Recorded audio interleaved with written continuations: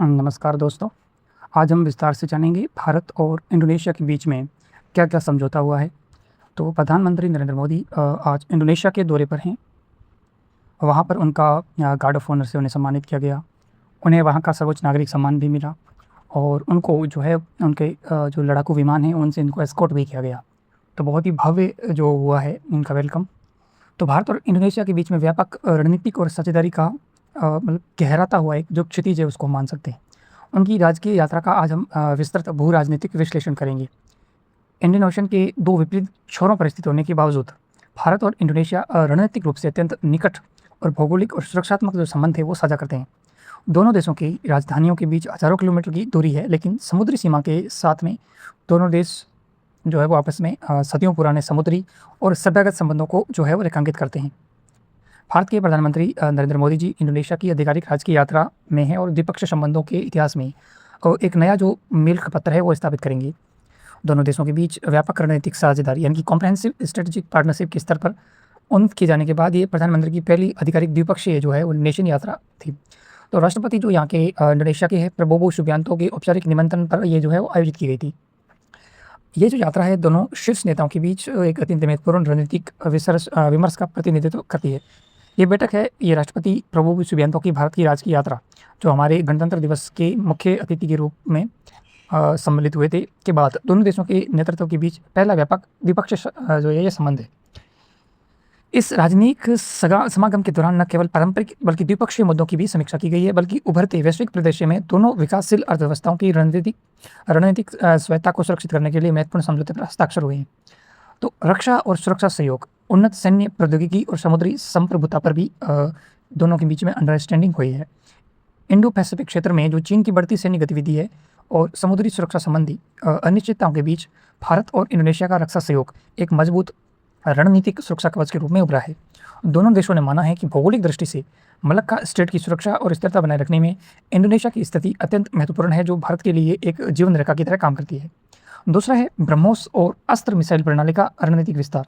भारत अपनी BrahMos supersonic cruise missile और अस्त्र वेपन सिस्टम को जो है वो इंडोनेशिया को देगा, यानी कि एक्सपोर्ट करेगा। द्विपक्षीय रक्षा सहयोग में सबसे उल्लेखनीय प्रगति उन्नत मिसाइल टेक्नोलॉजी के हस्तांतरण और आपूर्ति को लेकर हुई है। दोनों देशों ने ब्रह्मोस सुपरसोनिक क्रूज मिसाइल प्रणाली की आपूर्ति से संबंधित सहयोग को और आगे बढ़ाने पर सहमति व्यक्त की है।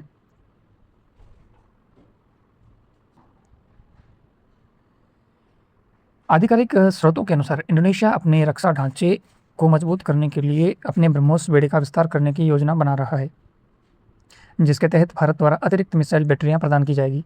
फिलीपींस और वियतनाम के बाद इंडोनेशिया भारतीय रक्षा उद्योग का एक महत्वपूर्ण रणनीतिक खरीदार बन गया है, जो भारत के स्वदेशी रक्षा विनिर्माण दृष्टिकोण को वैश्विक मान्यता प्रदान करता है।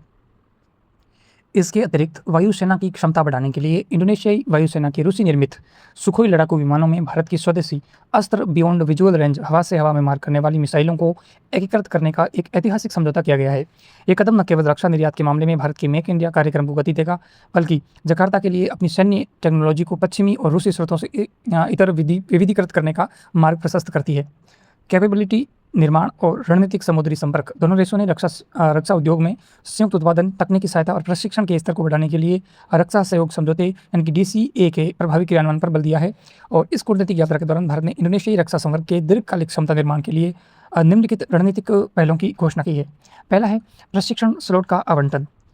भारत सरकार ने भारत की प्रतिष्ठित रक्षा अकादमी और डिफेंस सर्विसेज स्टाफ कॉलेज में इंडोनेशियन कैडेट्स जो है इंडोनेशियन कैडेट्स है और अधिकारियों के लिए समर्पित प्रशिक्षण जो स्लॉट है उसको निर्धारित किया है। सबांग बंदरगाह का संयुक्त विकास और सूचना साझाकरण और तटरक्षक संबंध। इसके बाद आर्थिक संबंध और आपूर्ति श्रृंखला के बारे में भी वित्तीय सुरक्षा, महत्वपूर्ण खनिज और जो वित्तीय सुरक्षा उसके ऊपर भी बातचीत की गई है। इसके बाद महत्वपूर्ण जो खनिज है, कूटनीति और औद्योगिक संयुक्त उद्यम पर भी बातचीत हुई है। इसके बाद हम बात करें तो स्थानीय मुद्रा और डिजिटल वित्तीय एकीकरण, यानी कि भारत का जो UPI है यूनिफाइड पेमेंट्स इंटरफेस, भारत की डिजिटल भुगतान प्रणाली और इंडोनेशिया की क्विक रिस्पांस कोड, भारत की डिजिटल भुगतान प्रणाली UPI और इंडोनेशिया की quick response code Indonesian standards के बीच एकीकरण को अंतिम रूप दिया जा रहा है। ये तकनीकी जुड़ाव दोनों देशों के बीच पर्यटन, सीमा पार व्यापार और वित्तीय लेनदेन को अत्यधिक सुगम और तीव्र बनाएगा। अब हम भारत और इंडोनेशिया के बीच प्रमुख इकोनॉमिक, ज्योग्राफिकल और इंडस्ट्रियल संकेतकों की तुलना करते हैं। डिजिटल लोकतंत्र और संस्थागत आधुनिकीकरण, चुनावी और तकनीकी सहयोग। भारत और इंडोनेशिया के बीच जो भारत और इंडोनेशिया है दुनिया के सबसे बड़े और तीसरे सबसे बड़े लोकतांत्रिक। भारत जो है दुनिया का सबसे बड़ा लोकतंत्र है और इंडोनेशिया दुनिया का तीसरा सबसे बड़ा लोकतांत्रिक देश है। लोकतांत्रिक मूल्यों और विविधता में एकता की साझा ताकत को संस्थागत रूप देने के लिए दोनों देशों ने अपनी प्रशासनिक प्रणालियों की आधुनिकीकरण के लिए हाथ मिलाया है।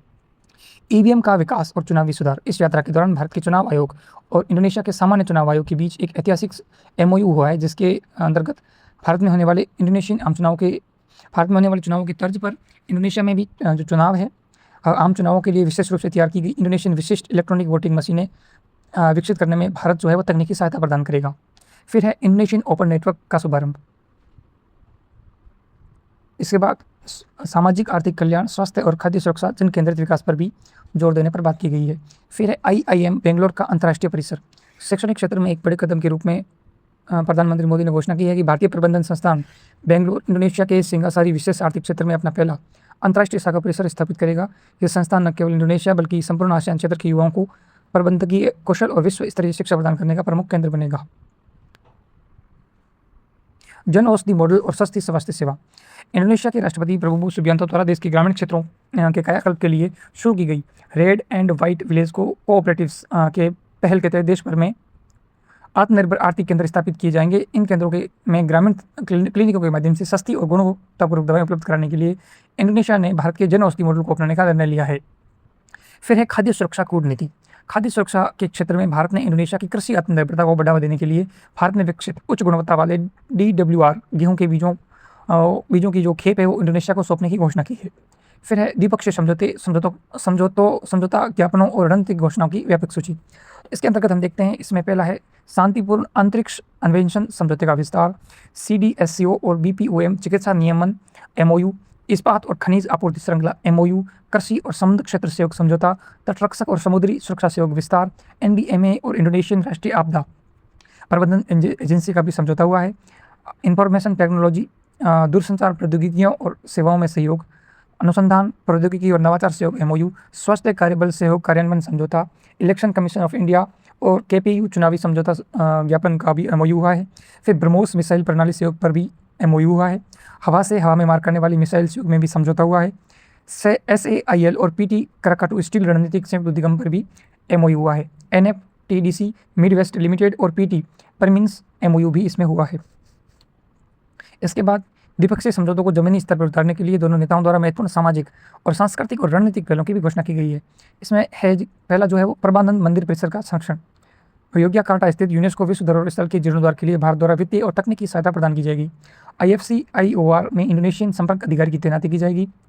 गेहूं के बीजों की भी आपूर्ति भारत सुनिश्चित करेगा। फिर टैगोर देवांतरा सांस्कृतिक वर्ष। रविंद्रनाथ टैगोर की ऐतिहासिक इंडोनेशिया यात्रा के शताब्दी वर्ष को चिन्हित करने के लिए भारत 2026 को सांस्कृतिक कूटनीतिक वर्ष घोषित करेगा। IIM बेंगलोर विदेशी परिसर में स्थापित किया जाएगा, जो इंडोनेशिया के सिंगासारी SZ में भारत के अग्रणी प्रबंधन संस्थान की स्थापना की जाएगी। इंडोनेशिया ओपन नेटवर्क का शुभारंभ किया जाएगा। भारतीय ONDC ढांचे पर आधारित डिजिटल बुनियादी ढांचे के साथ इंडोनेशियाई डिजिटल बाजार को लेस करना इसका प्रमुख लक्ष्य है। इसके बाद सभ्यगत संबंध और गंगा महाकम दृष्टिकोण। भारत और इंडोनेशिया का जुड़ाव केवल आधुनिक भू राजनीतिक या व्यापार के चश्मे से नहीं देखा जा सकता, बल्कि ये दो सहस्त्र शताब्दियों पुरानी सांस्कृतिक कड़ियों से अभिसिंचित है। प्रधानमंत्री मोदी जी ने इंडोनेशिया की संसद को संबोधित करते हुए कहा कि जो किसी भी भारतीय प्रधानमंत्री द्वारा पहला इंडोनेशियाई संसद को दिया गया पहला संबोधन था। इस ऐतिहासिक विरासत को दोनों देशों के साझा भविष्य का आधार बताया गया है। फिर है गंगा महाकम दृष्टिकोण। इसमें प्रधानमंत्री ने द्विपक्षीय रणनीतिक संबंधों को आगे बढ़ाने के लिए एक अभिनव रूपक गंगा महाकम दृष्टिकोण, गंगा महाकम विजन प्रस्तुत किया। यह दृष्टिकोण भारत की जीवनदायिनी गंगा और इंडोनेशिया की ऐतिहासिक बोर्नियो क्षेत्र की महाकम नदी के नाम पर रखा गया है, जो जल और समुद्री संपदा के साझा प्रवाह का प्रतीक है। इस दृष्टिकोण के तहत द्विपक्षीय संबंधों को सुदृढ़ करने के लिए 5 प्रमुख रणनीतिक क्षेत्रों पर ध्यान केंद्रित करने का आह्वान किया गया है।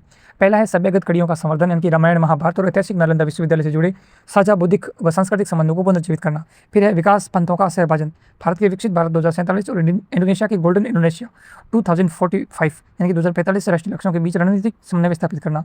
फिर सुरक्षा और रणनीतिक विश्वास, डिफेंस उद्योग सहयोग, संयुक्त सैन्य अभ्यास और आतंकवाद विरोधी साझा रणनीतियों के माध्यम से द्विपक्षीय रक्षा विश्वास को नई ऊंचाइयों पर ले जाना। समुद्री समृद्धि, हिंद महासागर और प्रशांत महासागर के मुहाने पर ब्लू इकोनॉमी को विकसित करना और समुद्री संसाधनों का जिम्मेदारी से दोहन करना।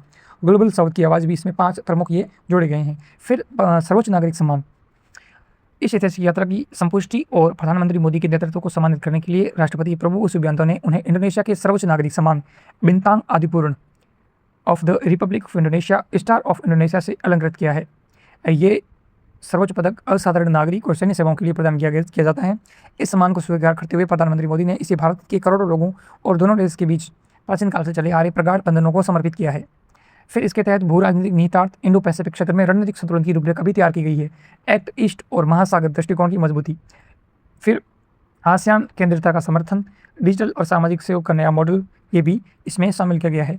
इस प्रकार प्रधानमंत्री नरेंद्र मोदी की 2026 की इंडोनेशिया यात्रा ने वास्तव में दोनों देशों के बीच संबंधों को एक स्वर्णिम अध्याय के रूप में सूत्रपात किया है, जो आने वाले समय में 21वीं सदी के इंडो पैसिफिक भूभाग की रणनीतिक कूटनीति को एक नई और प्रगतिशील दिशा प्रदान करेगा।